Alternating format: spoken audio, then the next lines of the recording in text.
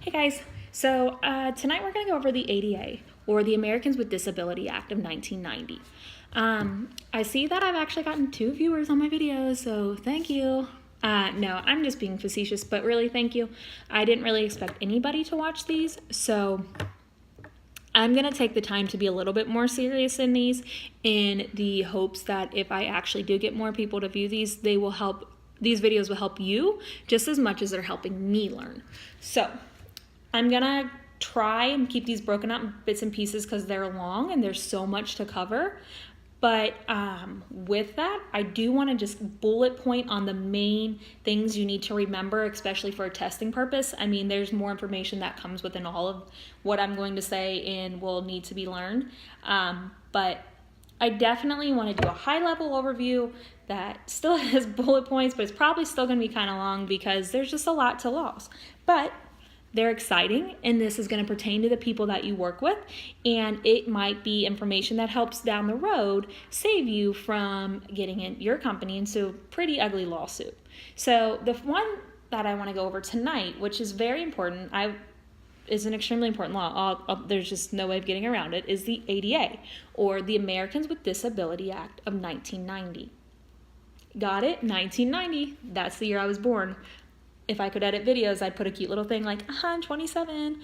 But anyway, the ADA is an extremely, extremely important law. So it applies to any employer or organization, whatever you want to call it, with 15 or more employees. So the likelihood that this is something that you're going to run into and need to know is extremely high. So before we jump into what is the ADA, what constitutes as a disability? So I've got these. So this is a really trick question, and this is something that you're going to really need to hone in on and pay attention to because I've already seen this on practice tests. Remember, a disability only has to substantially limit one major life function. You'll see 2, 3, or 4 on your test. If you see different numbers, it's automatically wrong. It only is 1.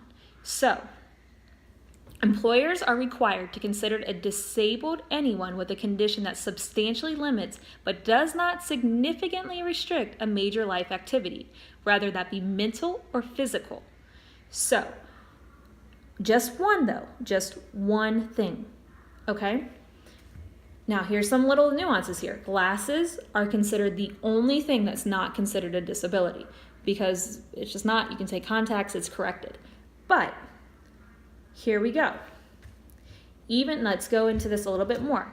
Even though limitations might be reduced or eliminated with medications or other alleviation, the treatment may not be considered when determining the limitations. So people who use shoe inserts to correct a back problem or take prescription sleeping pills may now be classified as disabled. Just because you're classified as disabled does not mean that a company can discriminate on you, or they'll necessarily even know if you choose not to disclose that information. But it does, little things like that still classify you as a disabled individual. Okay, so when it comes to limiting at least one, again, remember, just one, major life activities. So what are those major life activities? It's caring for oneself, seeing, hearing, touching, eating, sleeping, walking, standing, sitting, reaching, lifting, bending, speaking, breathing, learning, reading, concentrating, thinking, communicating, interacting with others, and working are all considered major life activities. That's a lot. Most of us are pretty much familiar with those, with disabilities, and we've seen them in our lives, so I don't think I need to go anymore. But they cannot interfere with an essential job function. So an essential job function is defined as a portion of a job assignment that cannot be removed from the job without significantly changing the nature of the job. So if your job is to sit at a desk all day, and that's not really a good example. If your job is to cut apples and you don't have a right hand, well, you're not going to be able to really cut apples anymore, right? So or if you lose both hands, that's a disability that you're not able to perform the essential job function, which would therefore make that not discrimination, I guess. But with that, If you do have a disability and you are able to perform your essential job function but just need a little bit of help, somebody say with ADD that needs a private office, well, that's not like executive, but somebody that maybe say has ADD and needs some alone time where they can focus, and there's an empty office, can go into the next room or that office and work for a few hours a day, so that way that they can focus, would be considered a reasonable job accommodation.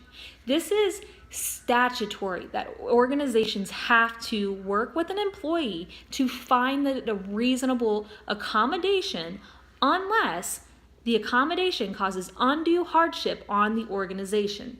It's very unlikely, and it doesn't happen all the time, but there are places out there that can work with that. But know that if the disability causes undue hardship on the organization, it might not be granted. And in that situation, you would go to the Job Accommodation Network, or JAN, to help find solutions for the employee. This is all just to make sure that each individual that's working with some type of disability now has the resources needed, provided by the organization, to do their job and to be advanced and to do well. And honestly, from what I've heard from other people that are in HR and my friends, they're really not usually that hard, and they don't cost the organization very much. So, what happens? Who enforces the ADA? That is the EEOC. I don't remember what they stand for. That's terrible. I know. I'm trying to teach you, and I don't even remember. I just know the acronym. I'll probably get to the next video. That's good time to jot that down. So, but anyway, the EEOC is the one that enforces Title I. Let me go ahead and read this, because I think I might butcher this if I try to do this a little bit different. So the EEOC enforces Title I of the ADA. The agency will accept complaints of illegal discrimination based on mental or physical disability. Once an employee has established that he or she is disabled and claims that he or she has been prohibited some employment benefit because of the disability, hiring, promotion, access to training, or inappropriate termination, there is a prima facie case. I took 3 years of Latin and I still don't know how to pronounce it. Meaning it's true on the surface.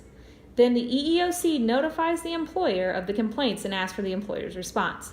So it's really important that you get really familiar with this law and learn as much as you can, because these are a huge, huge problem with organizations and lawsuits today. Know too that once a complaint is filed with the EEOC, employers are instructed to cease talking about the issue directly with their employee. All conversation about the complaint must be directed through the EEOC. So I think that when it comes to the ADA, this is pretty much the gist of what you're going to need to know from a test based off of the questions I've been taking. You can't discriminate, remember, just one. It only requires one major life function, reasonable accommodation, not causing the organization undue hardship, and that this is a statutory requirement. Then the ADAA, the Americans with Disability Amendment Act, or something, I don't know, it's long, but I know it's the ADAA, whatever, of 2008 is basically the same thing, but really more applies to contractors. This again applies to any organization with 15 employees or more, so it's very likely that you'll come across this, and it will absolutely be on the test. Thanks for watching, and I hope this helped.